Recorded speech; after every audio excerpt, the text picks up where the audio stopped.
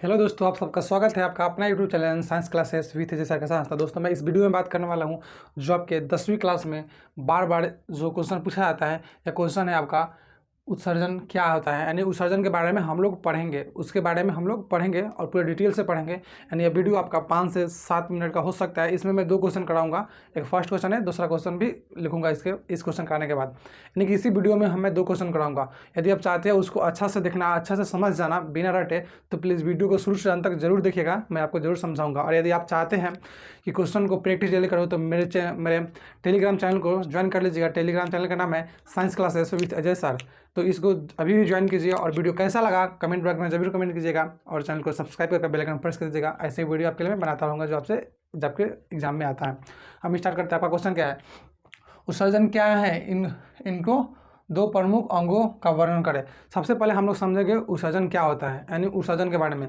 उत्सर्जन होता क्या है कि देखिए, मनुष्य क्या करता है, कोई भी चीज़ खाता है, मतलब कोई भी चीज़ को अपने अंदर लेता है। मनुष्य का कोई भी सजीव हो अपने मतलब किसी भी भोजन को अंदर खाता है तो खाना क्या होता है, पचता है। तो पचने के बाद क्या होता है, जो उसमें लाभ मतलब जिसको फायदेमंद चीज़ होता है ना, उसको बॉडी अपने लेकर और अपने बॉडी मतलब चारों तरफ फैला लेती है। और जो काम का चीज़ नहीं होता है, जो बच जाता है अवशिष्ट पदार्थ, जो अवशिष्ट पदार्थ बच जाता है, जो काम का चीज़ नहीं होता है, उसे शरीर आपको अपना शरीर जो है ना आपको उसको बाहर निकालने के लिए खोजती है, यानी कि बाहर निकालती है। मतलब उसी प्रक्रिया को, उसी अवशिष्ट पदार्थ की प्रक्रिया को, मतलब जो भी अवशिष्ट पदार्थ बच गया है उसी चीज़ को बाहर निकालना ही उत्सर्जन कहलाता है। सिंपल सी बात में याद रखिए, सिंपल सी भाषा में उत्सर्जन मतलब होता है बाहर निकलना। उत्सर्जन मतलब क्या होता है, बाहर निकाला। और जिस अंग के द्वारा बाहर निकलता है उस अंग को क्या बोलते हैं, उत्सर्जन अंग। तो हम लोग यहाँ से समझ गए उत्सर्जन क्या होता है, उसको हम डिफिनेशन की तरह से समझेंगे। जरूरी नहीं है कि आप एग्जाम में यही डिफिनेशन लिखिएगा, मैंने समझा दिया उत्सर्जन क्या होता है, उसको आप अपने लैंग्वेज में बनाकर लिख सकते हैं, क्योंकि एग्जाम का फर्स्ट पेज पर लिखा रहता है। विद्यार्थी केवल अपने शब्दों में ही उत्तर दें। उत्सर्जन क्या है, इनके 2 प्रमुख अंगों का वर्णन करें। तो हम बता रहे हैं, यानी कि सजीव के शरीर से उपापचयक बने हुए ठोस, द्रव और गैस। ये आपका जो अपशिष्ट पदार्थ होते हैं, या ठोस भी हो सकते हैं, द्रव भी होते हैं, गैस भी हो सकते हैं। जैसे अपशिष्ट पदार्थ को सजीवों के शरीर से त्यागने यानी निकालना, उसी बात को त्यागना बोलते हैं, या निकालने की प्रक्रिया को ही उत्सर्जन कहते हैं। उत्सर्जन के बारे में हम समझा दिए, यानी कि उत्सर्जन के बारे में आप समझिए सिंपल सी भाषा में कि बाहर निकालना होता है। जो भी काम का चीज़ नहीं होता अपने शरीर में, उसको बाहर निकालना ही उत्सर्जन कहलाता है। और उत्सर्जन अंग 2 बोल रहा है कि 2 प्रमुख अंगों का वर्णन करें जो उत्सर्जन करता है। यानी हम बोल सकते हैं ब्रिक। हमारे शरीर में क्या होता है, ब्रिक। क्या होता है, ब्रिक भी क्या आपका उत्सर्जित अंग है। कौन सा अंग है, उत्सर्जित अंग है। इसका काम क्या होता है, ब्रिक का अपना शरीर में यानी मूत्राशय बाहर निकलता है। यानी जो आपके शरीर में जो आप पानी पीते हैं, वहाँ से पानी से जो भी प्रोटीन होता है उस पर छन जाता है, और उसके बाद जो भी आपका यूरिन बन जाता है, यानी आपका पेशाब, वो ब्रिक क्या करता है, आपको छान कर बाहर निकाल देता है। तो क्या करता है ब्रिक, मतलब मूत्राशय को बाहर निकालता है, मूत्र को छानता है, यानी कि मूत्राशय से बाहर निकालता है। ये भी एक उत्सर्जित अंग है।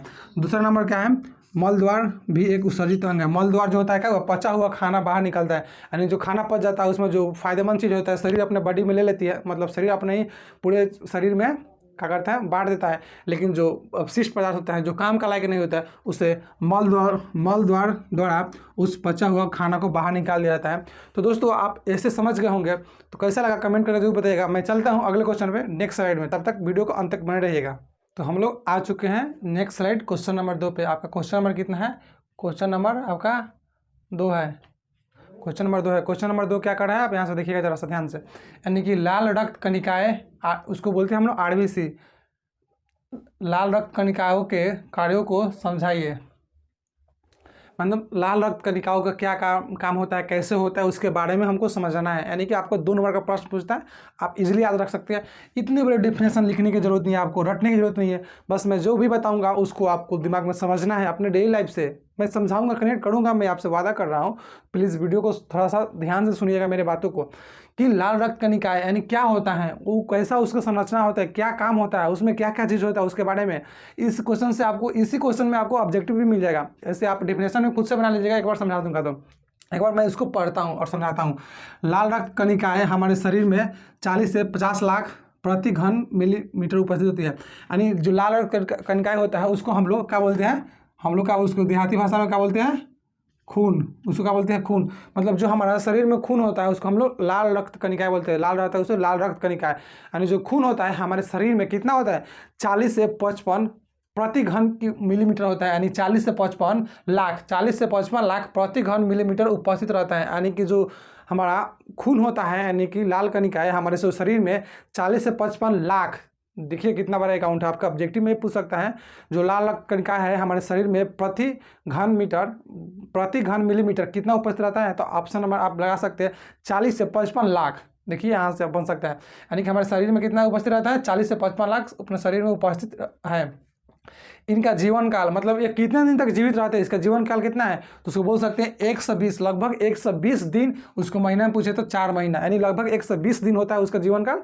और महीना में पूछे तो उसको 4 महीना तक जीवित रहता है वो। मतलब खून का जीवन कितना होता है? कोई पूछे ऑप्शन में, क्वेश्चन में पूछ सकता है कि खून का जीवन काल कितना होता है। तो ऐसे दिन में बोलेगा तो 120 दिन, और महीना में पूछे तो 4 महीना। इनमें हीमोग्लोबिन नामक लौह प्रोटीन पाया जाता है। यानी जो आपका खून होता है उसके अंदर एक प्रोटीन पाया जाता है, एक लौह प्रोटीन पाया जाता है जिसका नाम होता है हीमोग्लोबिन। जो हीमोग्लोबिन होता है जिसके कारण वो खून जो होता है लाल दिखाई देता है। कोई वैसे क्वेश्चन पूछ सकता है आपसे कि खून लाल क्यों दिखाई देता है, तो आप बोल सकते हैं क्योंकि मतलब लाल रक्त कणिकाओं में यानी कि खून में एक प्रोटीन पाया जाता है जिस प्रोटीन का नाम है हीमोग्लोबिन। उसी हीमोग्लोबिन के कारण अपना खून लाल दिखाई देता है। यानी कि इसमें हीमोग्लोबिन नामक लौह प्रोटीन पाया जाता है जिसके कारण रक्त यानी कि खून लाल दिखाई देता है। लाल रक्त कणिकाएं ऑक्सीजन को फेफड़े से ऊतक तक और CO2 को ऊतकों से फेफड़ों तक पहुंचाता है। यानी कि लाल रक्त का यानी खून का काम क्या है? खून का काम है ऑक्सीजन। यानी जो आपका ऑक्सीजन होता है, ऑक्सीजन लेते हैं उसको मतलब फेफड़ों तक पहुंचाना। यानी कि ऑक्सीजन खून लाल फेफड़ों से ऊतक तक, यानी ऑक्सीजन को फेफड़ों से ऊतक तक, यानी कि जो फेफड़ा में जो क्या होता है ऑक्सीजन होता है उसको ऊतक तक मतलब पूरे शरीर में पहुंचाता है। क्या जो खून होता है वो शरीर को मतलब फेफड़ा से ऑक्सीजन को लेते हैं और पूरे शरीर में फैला देता है। और साथ ही साथ जब और शरीर में जो CO2 होता है वो पूरे शरीर से समेट कर अपने शरीर से लाता है। क्या खून क्या करता है? CO2 मतलब पूरे शरीर से समेट कर लाता है और फेफड़ों तक पहुंचाता है और फेफड़ा से आपका CO2 बाहर निकलता है। ऐसी ही प्रक्रिया चलती रहती है। हम ऑक्सीजन लेते हैं, फेफड़ा में जाता है, फेफड़ा से खून क्या करता है? ऑक्सीजन को अपने शरीर पर बांध लेता है, मतलब पकड़ लेता है और पूरे शरीर में क्या करता है? पहुँचाता है। यानी कि क्या करेगा? फेफड़े के पास जब जाएगा ऑक्सीजन, हम लेते हैं सांस, तो वहाँ पर खून उपस्थित रहेगा, उसे क्या करेगा? तुरंत अपने ऑक्सीजन को अपने देह पर लाद लेगा, पूरे शरीर में पूरा घुमा लेगा और छोड़ के चला आएगा।